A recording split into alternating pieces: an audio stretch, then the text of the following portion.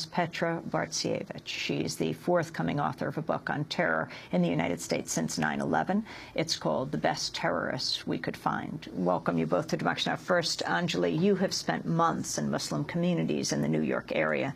Congratulations on this very important documentary that brings out the voices of people at the grassroots. What most surprised you in this investigation that you did on these three cases? Well, thanks, Amy.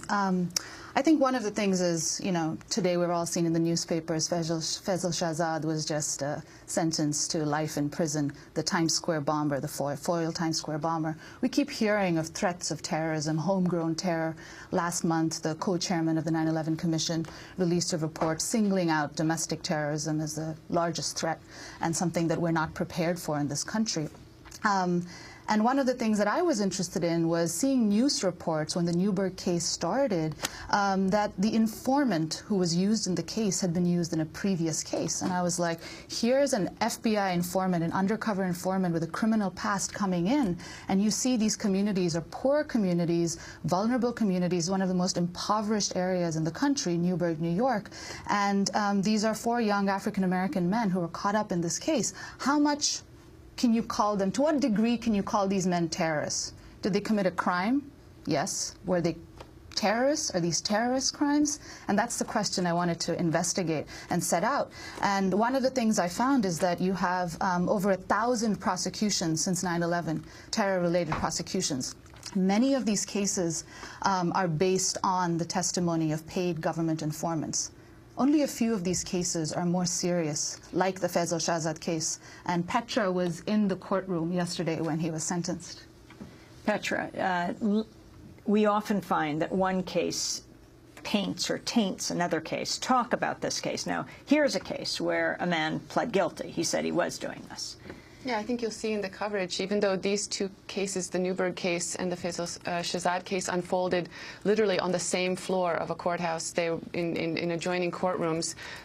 In Faisal Shahzad's case, this is somebody who actually attempted to do something. That's very rare. Almost very, very few cases have unfolded like that. And he pled guilty to that. And I think it's interesting to look at this case as almost something that was resolved not because of some new initiatives that have been instituted since 9/11 in terms of security measures, but despite that, because in fact he was thwarted only by his own incompetence when the bomb failed to detonate. Meanwhile, you were in the courtroom yesterday when the sentencing happened. That's right. And he was without remorse. The proceeding took place very quickly. He was sentenced to life in prison. And as far as it appears, there may be an appeal, but he wasn't interested in appealing. Well, he's pled guilty. What does he say? He sort of said this is the first salvo in a long, war of that America is going to, go down. And he wasn't particularly eloquent or original. I think he made his point at his arraignment a while back. And I think the judge said, pretty accurately, you're 30 years old, you're going to have a long time to think about this. It was a stupid thing to do. Meanwhile, right across the hallway, Petra. Right across the hallway, a case that's going to be considered just another homegrown terrorism case, but so different. 4 defendants who had no prior criminal records, no evidence of prior terrorism involvement, no involvement with any groups. They didn't attend any training camps. They were 4 poor guys from Newberg, New York, and they were approached by an informant who worked on them for, at least the lead defendant, for 4 months before the tapes started rolling. And the other 3 defendants were brought in the very last month. And, as Anjali says correctly, they are guilty perhaps of criminal acts, but what is missing is that crucial political motivation that would bring this to the level of a crime of terrorism. And what does terrorism mean when you lay terrorism on that? Is it like hate crime in the sense it'll just mean enhanced sentencing? I think it does a number of things. Number one, their sentences will be far longer. I think in the Fort Dix case, they got 30 years plus life, as we saw in the documentary.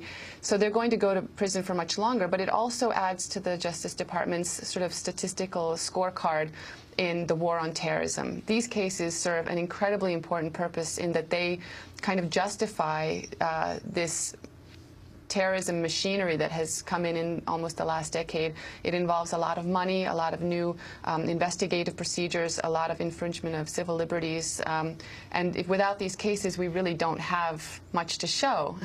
So they are important in that respect alone. Angela. And if these are the cases, if this is what we have to show, what we need to remember, I mean, who are the 4 defendants in the Newberg case? It's quite striking. One of them is a paranoid schizophrenic. An immigration judge earlier refused to deport him because of mental instability. He lived in a 1-room occupancy in Newberg's crack alley. When he was arrested, there were open containers of urine in his room because he was too afraid to walk down the hall to use the restroom. This man we're supposed to believe, is a terrorist. Charge him with a crime, charge him with stupidity. One of the family members said this. Charge these people with stupidity, with getting involved with stupid, informants and agreeing to do things. But what actually happened? Nothing happened. No bombs went off. No missiles were fired. The bombs were fake. The missiles were fake. They were supplied by the government. They were led into this by a government informant. This is what the defense has been arguing. And people would then say, but if they weren't fake? And then if they weren't fake, I mean, this is what the government comes in and says, right? Their argument is these 4 men agreed to drive the bombs up to the synagogue. They planted them there. They did not know they were fake. They assumed they were real. Now, the question is, would they, and this is what the defense has been trying to argue, the sort of entrapment defense, is were they predisposed to commit this crime? Would they have committed this crime? Would they have plotted to do this if the government informant hadn't put this idea into their head? And there's actually evidence that came out during the trial that shows that the handler, the FBI handler in the case, Robert Fuller, sent a memo in January 2009 to his colleagues pointing out